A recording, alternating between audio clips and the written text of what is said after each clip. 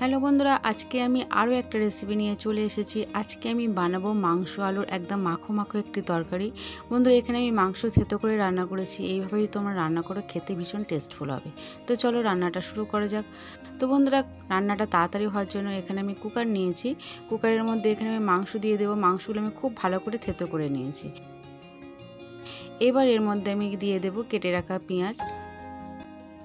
এবার এর মধ্যে আমি গুঁড়ো মশলা দিয়ে দেব। তো 1 চামচ হলুদের গুঁড়ো দিলাম, 1 চামচ লঙ্কার গুঁড়ো দিলাম, 1 চামচ জিরের গুঁড়ো, 1 চামচ ধনের গুঁড়ো, আর এর সাথে 1 চামচ আদা রসুন বাটা।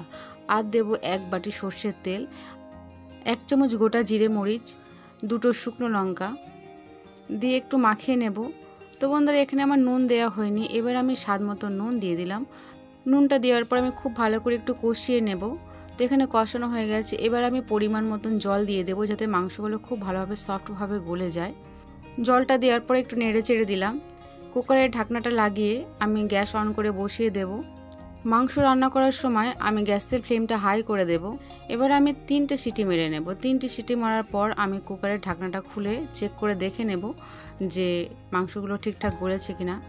তো দেখো বন্ধুরা, এখানে অনেক ঝোল আছে, আর মাংসগুলো যেহেতু আমি থেতে নিয়েছি, এই জন্য মাংসগুলো খুব ভালোভাবে গলেও গেছে। তো এবার মাংসগুলো আমি একটি কড়ার মধ্যে নামিয়ে নেব। তো গ্যাস অন করে কড়া চাপিয়ে দিয়েছি। কড়া গরম হয়ে গেছে। এখানে আরও 1 বাটি সর্ষের তেল দিলাম। তেলের উপরে একটা তেজপাতা দিয়ে দিলাম। এবার আমি দিয়ে দেব কেটে রাখা পেঁয়াজ। তো বন্ধুরা, এইভাবে একবার মাংস রান্না করে দেখো, খেতে ভীষণই টেস্টফুল হবে।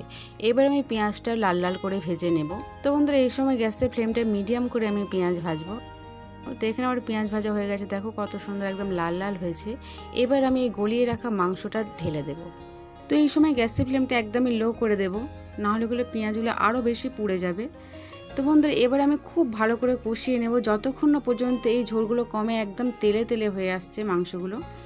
এই সময় গ্যাসের ফ্লেমটা কোনো সময় হাই, কোনো সময় মিডিয়াম, এইভাবেই কষাতে হবে।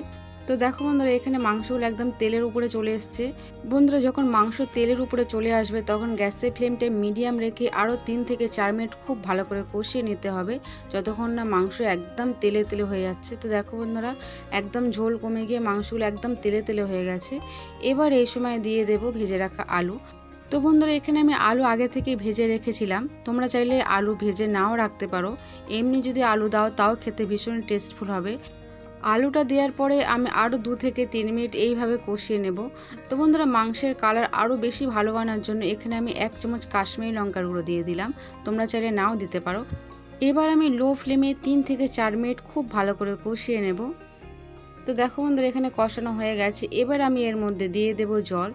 তো আমি এখানে 1 মগ জল দিলাম। আমি একটু তরকারিটা মাখো মাখো করবে, তোমরা চাইলে কম বেশি করতে পারো। তো বন্ধুরা, জলটা দেওয়ার পরে খুব ভালো করে একটু নেড়ে চেড়ে দিলাম।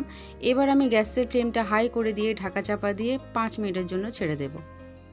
তো ফিরে এলাম 5 মিনিট পর। তো দেখো বন্ধুরা, এখানে ঝোল কমে গিয়ে একদম তেলের উপরে চলে এসছে। এবার আমি 1 চামচ গরম মশলার গুঁড়ো দিয়ে দিলাম। তো আমি এখানে গোটা গরম মশলা হালকা করে গরম করে নিয়ে গুঁড়ো করে দিয়েছি, এটা টেস্ট বেশি ভালো হয়। এবার একটু নেড়ে চেড়ে দিয়েছি। এখানে আমার রান্না হয়ে গেছে। পরিবেশনের জন্য অন্য একটি পাত্রে তুলে নেব। তো আশা করি বন্ধুরা, আমার এই রান্নাটা তোমাদের খুব ভালো লেগেছে। ভালো লাগলে চ্যানেলটাকে সাবস্ক্রাইব করো, লাইক করো, আর দেখার জন্য অনেক অনেক ধন্যবাদ।